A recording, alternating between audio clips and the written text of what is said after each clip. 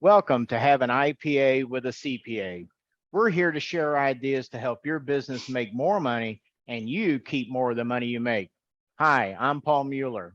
And I'm Kelli Estrada. We're CPAs with MuellerPye and Associates, offices in Loveland, Colorado and Katy, Texas. And today we're going to be talking about financial statements and how to make them more meaningful for your business. But first, let's talk about beer. We're in the barrel room at Liquid Mechanics, an award-winning brewery in Lafayette, Colorado. And today I'm sampling their peanut butter porter. Like most porters, it's a fairly heavy beer, high alcohol content, about 8.2%. But that peanut butter flavor takes me back to my grade school days at lunch. That is a really easy drinking beer. Good. Well, Kelli, as we know, when we talk about trying to make financial statements more meaningful, that's because at the end of the day, financial statements suck. They really suck.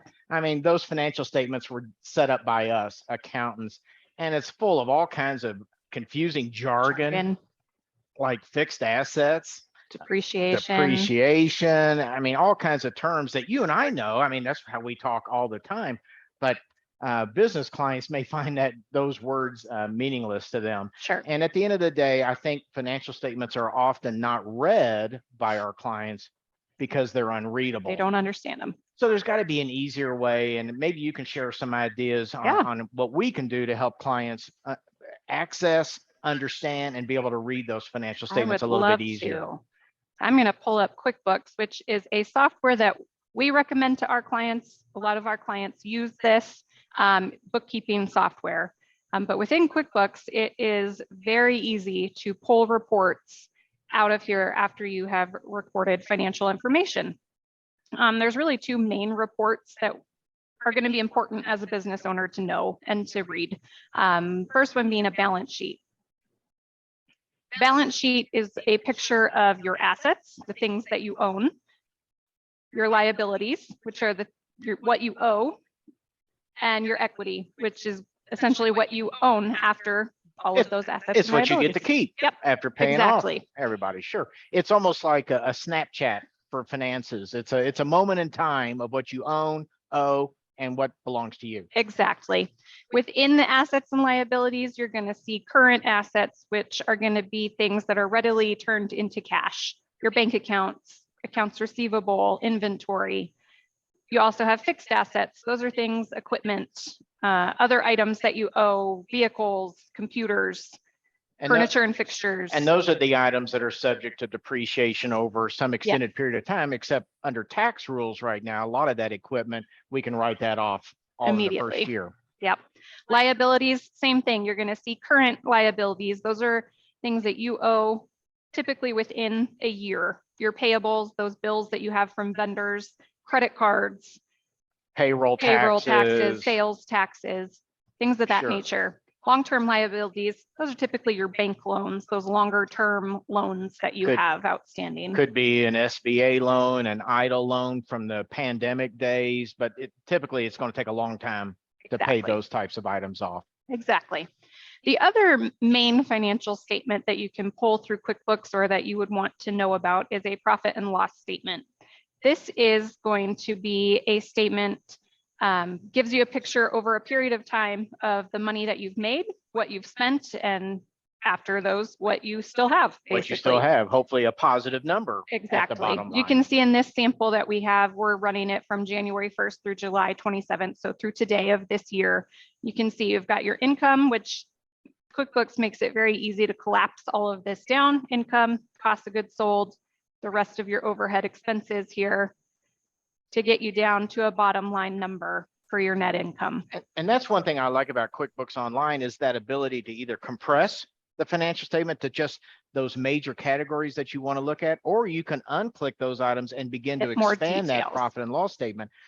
But I have a feeling that profit and loss statements should only be one page. Anything beyond one page, I think just starts creating noise, and it's hard to keep track of those items. For instance, you and I have seen the financial statements from clients that they might have 5 different utility expense accounts set up: gas, water, electric, phone, maybe internet. And it's like, are you really measuring each of those individual items? And oftentimes the answer is no. And it's like, well, then collapse that into one line item for utilities so that it's easier to focus on the important things and not get lost in all that kind of detail. So those are the basic financial statements, the profit and loss and the balance sheet. But I think QuickBooks Online just presents a whole lot of other information so for QuickBooks business Online owners. gives hundreds of report options, which can be overwhelming. It does break it down. You have business overview type financial statements. In here, you've got balance sheet report, different types of balance sheet reports. You can do comparisons from year over year type reports.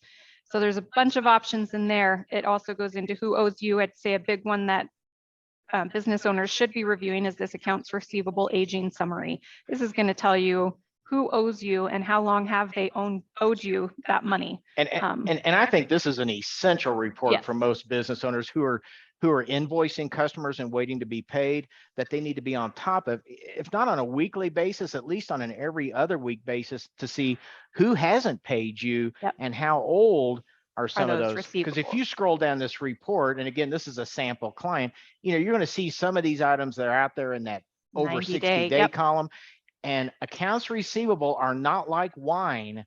They don't age well. And so the longer these go on without you being paid as a business owner, you're starting to have a risk that you're ever going to get paid. The harder it is to collect, the longer they've been out there. So that's one other report that's in QuickBooks. You can also review amounts you owe to vendors. So you had the who owes you, other information on sales and customers. Yeah, you can do some slicing and dicing by customer on some of these reports. Absolutely. You can look into what you actually owe. So if you need to see what kind of bills are outstanding that you owe to other people, and then also reports on expenses and vendors. This is great if you're needing to do 1099s, which we'll have another topic of that, another video on, to see who you may need to issue a 1099 to later on in the year, come January. You can look at sales tax reports. If you have employees and you're doing payroll through QuickBooks, there's employee reports. You can get payroll summaries. There is hundreds of reports that you can pull through QuickBooks. And there's a risk here that this could almost be paralysis by analysis, trying to figure out all these reports. But on those key reports, there's a cool way here to make, so the business owner can focus exactly on what they want to look at. So the nice thing in QuickBooks is if you have a report that you are using frequently and you don't want to have to keep strolling through here to find it amongst all of these, there's this little star icon. Just click on that and it's going to put that report into your favorites. It's going to put it right there at the top of the page, right there where it's easy to access and then be able to understand. And we won't get into it, but QuickBooks makes it very easy to customize these reports to your needs. Sure. As a business owner. So, again, these statements can be confusing. Let's see, bring it up here.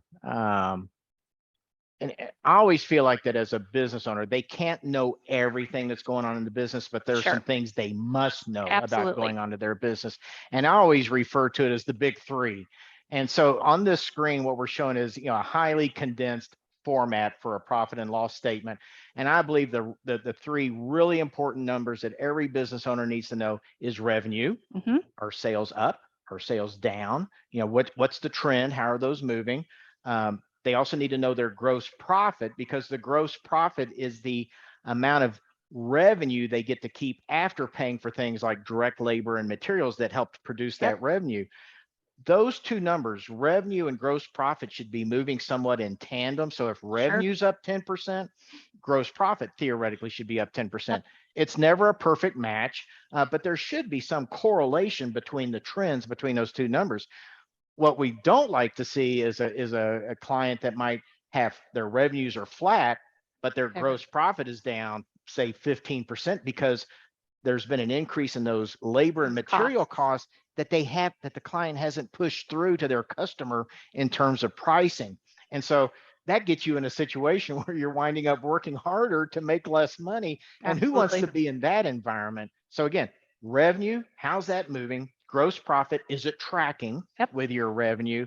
And then those overhead or those G&A costs that you have, you should scrutinize those on a selected basis, maybe shop things like insurance, maybe negotiating harder on rent, those types of items. But you got to know how your net profit is doing, because that's what you get to keep at the end of the day. So again, you don't have to know the entire P&L. You don't have to be an accountant and read all these financial statements. But as a business owner, you have to know your revenue, your gross profit, and your net profit to understand the overall health of your business. So Kelli and I hope that you found this information useful, and we encourage you to email us at MuellerPye & Associates to share ideas on topics you would like for us to cover in future videos. Be sure to check out our Have an IPA YouTube channel and subscribe for future videos to come. And up until that time, prost.